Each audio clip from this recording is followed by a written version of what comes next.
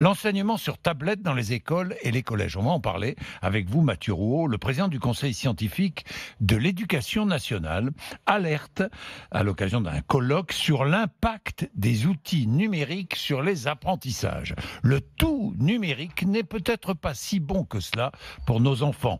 Il pointe les dangers d'une escalade dans les équipements sans réel but pédagogique. Mathieu Rouault. C'est vrai qu'il ne se passe pas une semaine sans que la presse régionale se fasse l'écho de l'arrivée des tablettes dans un collège, dans une école. C'était une volonté du quinquennat précédent pour une pédagogie révolutionnée par le numérique, pour un cartable plus léger, pour un apprentissage intelligent d'Internet. En 2015, François Hollande lançait son plan tablette censé équiper chaque élève de France.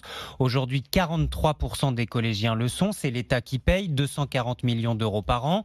Mais il y a aussi souvent les départements, parfois même les communes qui investissent dans cet enseignement numérique avec des règles différentes ça et là. Certaines tablettes sont la propriété du collège ou de l'école, d'autres sont offertes directement à l'enfant qui est censé la garder tout au long de sa scolarité. Des différences aussi en termes d'enseignement. Dans certains établissements, la tablette a carrément remplacé les manuels scolaires. Dans d'autres, elle est juste là en appui pédagogique. Dans d'autres encore, elle ne sert quasiment jamais. En fait, on ne sait pas si ces tablettes ont un impact positif ou négatif sur les apprentissages, reconnaît le président du Conseil scientifique de l'éducation nationale. Le ministre Jean-Michel Blanquer est d'accord.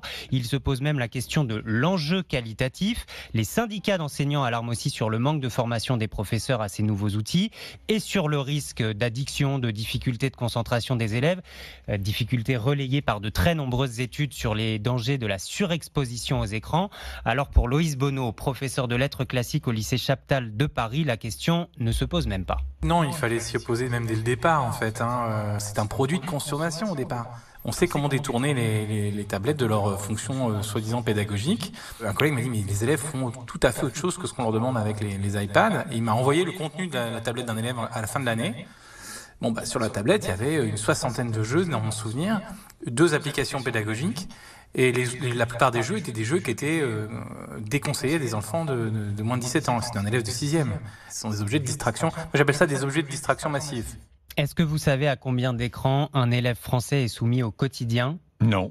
11 écrans, pas moins de 11 écrans dans l'univers d'un ado au quotidien. 60% des ados ont un ordinateur dans la chambre, 74% une tablette, 84% une console de jeu, sans compter le smartphone, utilisé là aussi avant tout pour jouer. 8 collégiens sur 10 jouent à Fortnite au moins une fois par semaine.